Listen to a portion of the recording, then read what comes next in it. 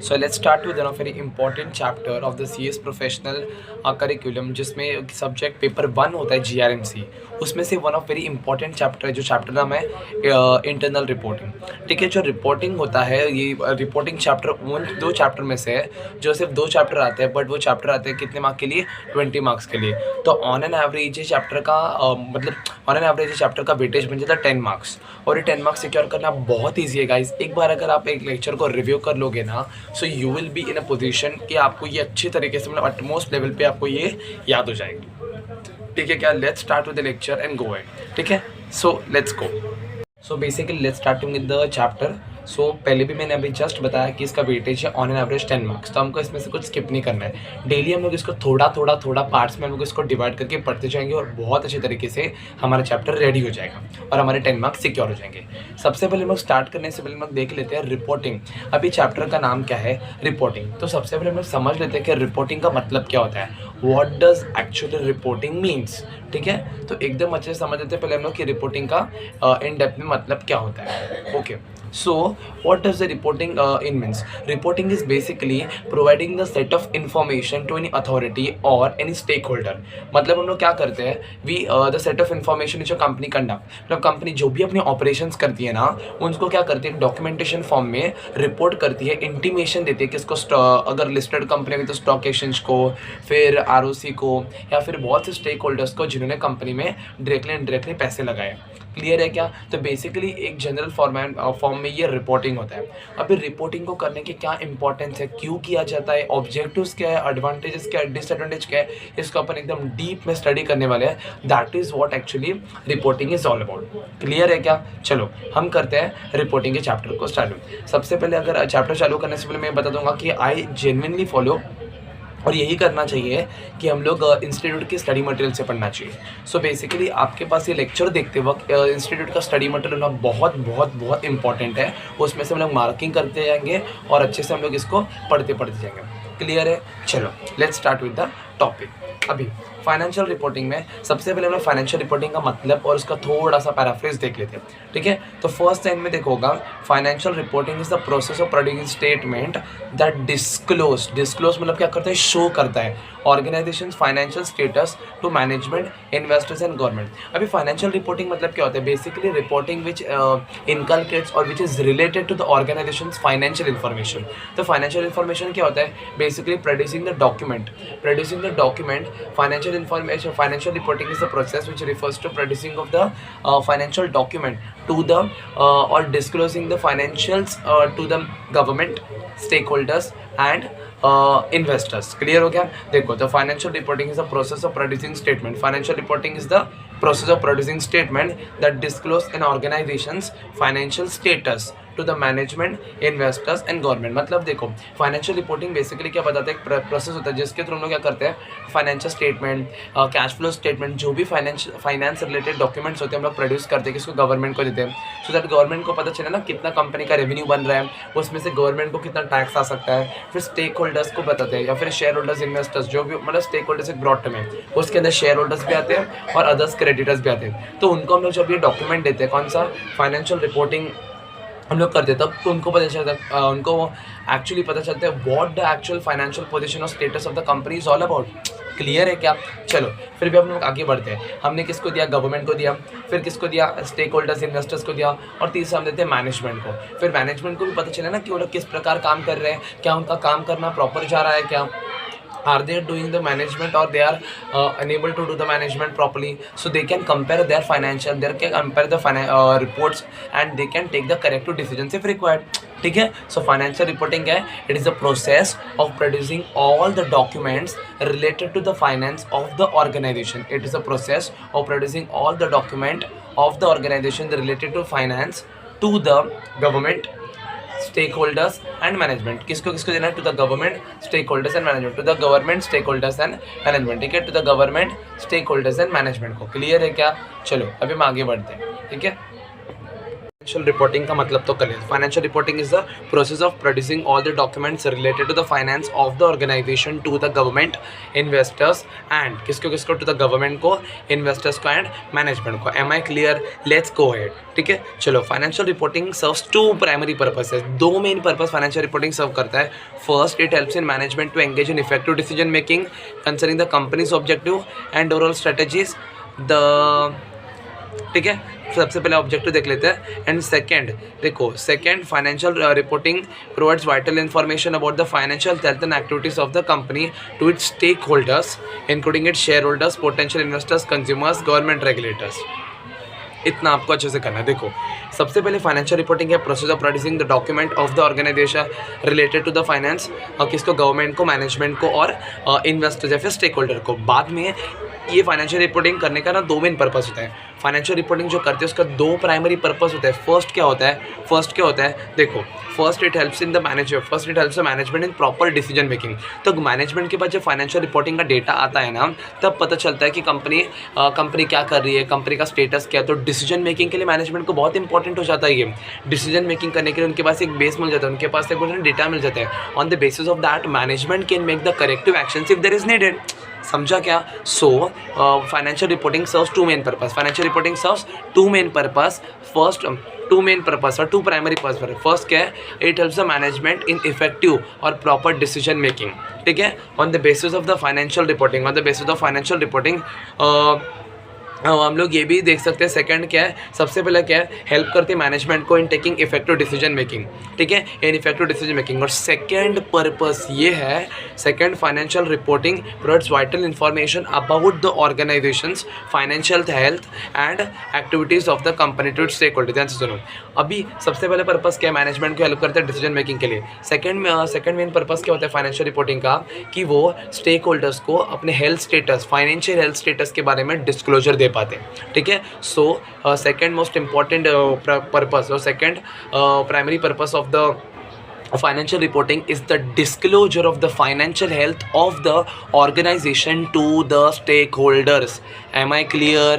चलो, तो देखो, second, financial reporting provides vital information, बहुत महत्वपूर्ण information about the financial health and activities of the company to its stakeholders. ठीक है, including its shareholders, potential investors, consumers and government regulators. ठीक है, share holders को तो information मिलती है, कंज्यूमर को तो इन्फॉर्मेशन मिलती है, और रेगुलेटर्स को भी इन्फॉर्मेशन मिलती है। क्लियर हो गया क्या? चलो, समझा? तो बेसिकली फाइनेंशियल रिपोर्टिंग क्या है, it is a process of producing document, it is a process of producing all those document which are related to the finance of the organisations to the किसको, सबसे पहले गवर्नमेंट को, दूसरा किसको, management को, तीसरा किसको, स्टेक होल्डर्स को।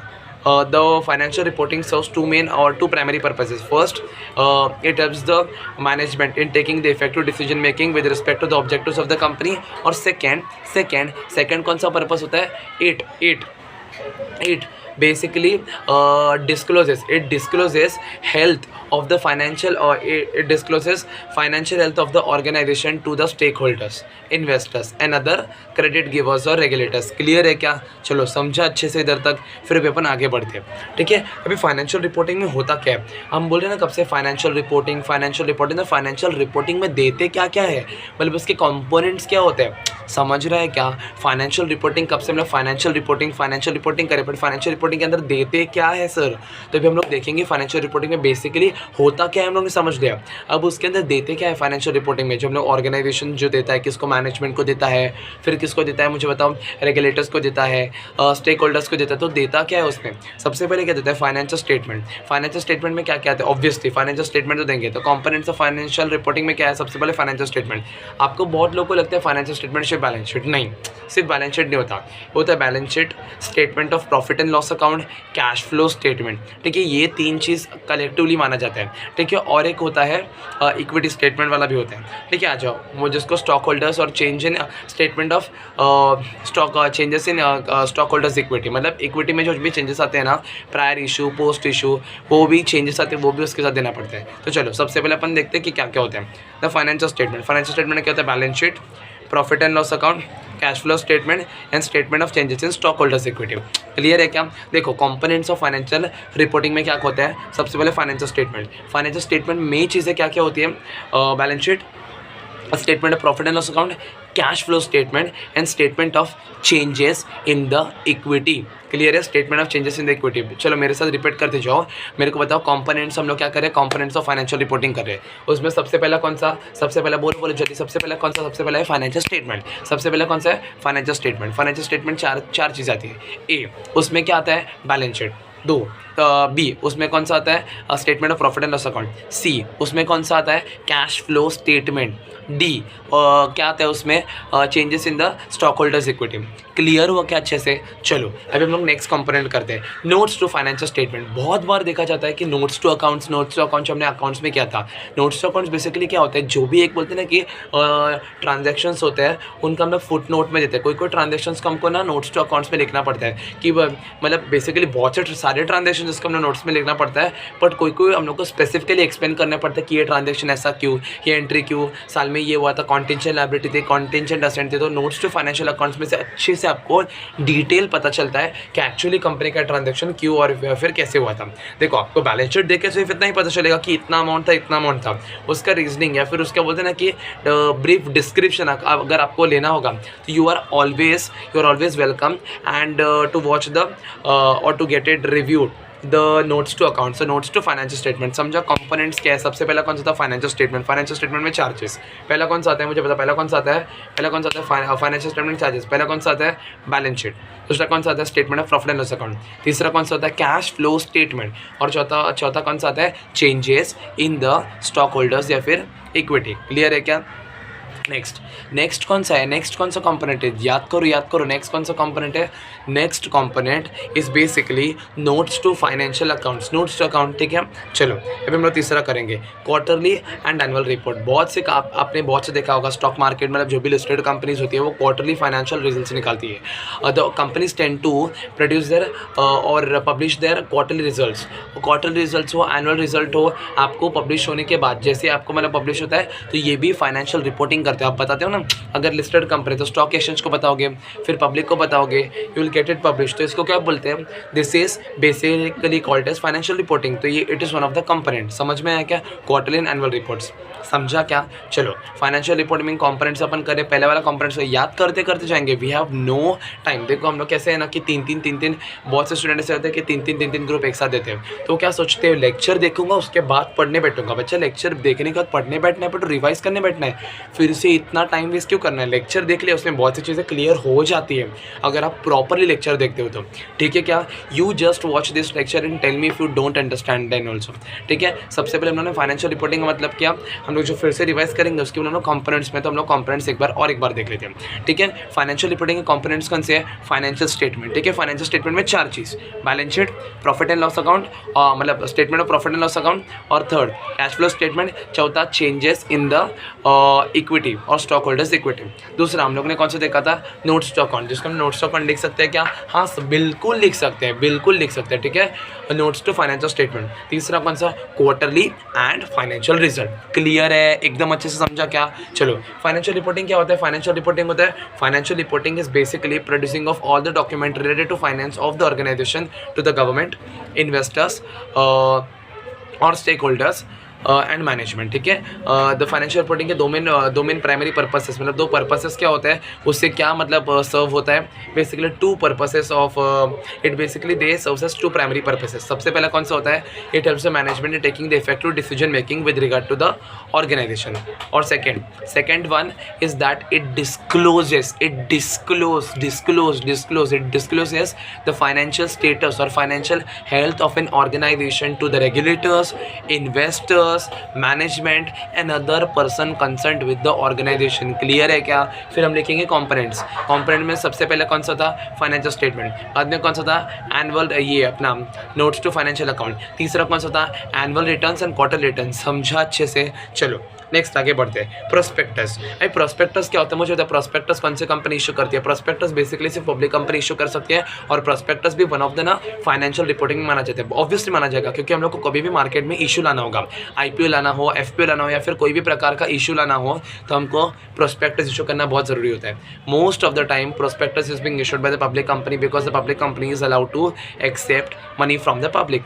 ठीक है, चलो generally it is issued by public companies in the case of IPO and in the case of FPO. Clear है क्या? तो prospectus is also considered as one of the components of the financial reporting. Am I clear? अच्छे से समझा ये concept? चलो अभी हम आगे बढ़ते हैं. क्लियर है? चलो सबसे पहले क्या फाइनेंशियल स्टेटमेंट, दूसरा हमने क्या देखा था नोट्स टू फाइनेंशियल अकाउंट, तीसरा हमने क्या देखा था नोट्स ऑफ फाइनेंशियल अकाउंट के बाद हमने तीसरा देखा था quarterly returns and annual returns. उसके बाद हमने अभी जस्ट देखा प्रोस्पेक्टस. क्लियर है क्या? हाँ. Next management discussion and analysis, very important है मैनेजमेंट डिस्कशन एंड एनालिसिस. आपने बहुत बार देखा होगा मैनेजमेंट डिस्कशन एनालिसिस मतलब क्या होता है, पढ़ा होगा या फिर it is very new to. सुन लो अब ध्यान से. No management of the company take that is board of directors take very much important decisions. उसके कुछ एनालिसिस है. फिर लोग क्या देखते हैं कि कंपनी में पहले ये सिचुएशन थी, देर आर बोलते हैं कि वास्ट सिचुएशन कमिंग, मतलब बोलते हैं सिनेरियोस चेंज हो रहे हैं, तो उनका उसके ऊपर पॉइंट ऑफ व्यू क्या है, वो किस प्रकार वो किस प्रकार कंपनी का चेंज अडेप्ट कर रहे हैं उनका पर्टिकुलर मैटर पे. So basically management discussion analysis क्या होता है? Management discussion analysis basically the board of directors in the day to day organization और the day to day operation of duties take various decisions. In the meeting also they consider various facet regard to the market fluctuation, volatility in the market, changing scenario of the business situation. So they frame they enter in to a discussion in the meetings और committee meetings. उनका जो भी discussion होता है and analysis होता है वो document जो और उनके जो डिस्कशन एनालिसिस रिलेटेड टू, मतलब समझो कोई भी डिस्कशन है, कोई भी डिसीजन है, कोई भी मैटर है, कोई भी उनका अप्रूवल है जिससे डायरेक्ट इम्पैक्ट पड़ेगा कंपनी के फाइनेंशियल्स पे, डायरेक्ट इम्पैक्ट पड़ेगा कंपनी के फाइनेंशियल परफॉर्मेंस पे, तो वो भी हम उसको क्या मानेंगे, फाइनेंशियल रिपोर्टिंग का एक मैटर मानेंगे. और वो भी फाइनेंशियल रिपोर्टिंग में it will also frame as a part of the financial reporting component and it is also need to be filed with the various regulatory authorities जो हम लोग करते हैं. ठीक है, कॉम्पोनेंट में सबसे पहले हमने कौन सा था फाइनेंशियल स्टेटमेंट. सेकंड कौन सा था, अच्छे से करना है हमको, अभी याद करना है. सबसे पहले कौन सा financial statement, second notes to financial statement. ठीक है, थर्ड हमारा कौन सा था क्वार्टरली एंड एनुअल रिजल्ट्स. ठीक है, फोर्थ कौन सा था प्रोस्पेक्टस. और अभी हमने फिफ्थ क्या दिया management discussion and analysis report. Clear है कि एकदम अच्छे से अभी तक आपको याद ही हो गया होगा. ठीक है, ऐसे ही हम लोग आगे करते करते जाएंगे so that you will be in a position कि आप अच्छे से टेंशन फ्री तरीके से इस सब्जेक्ट्स को कंप्लीट कर रहे हैं. ठीक है, चलो अभी पहले सब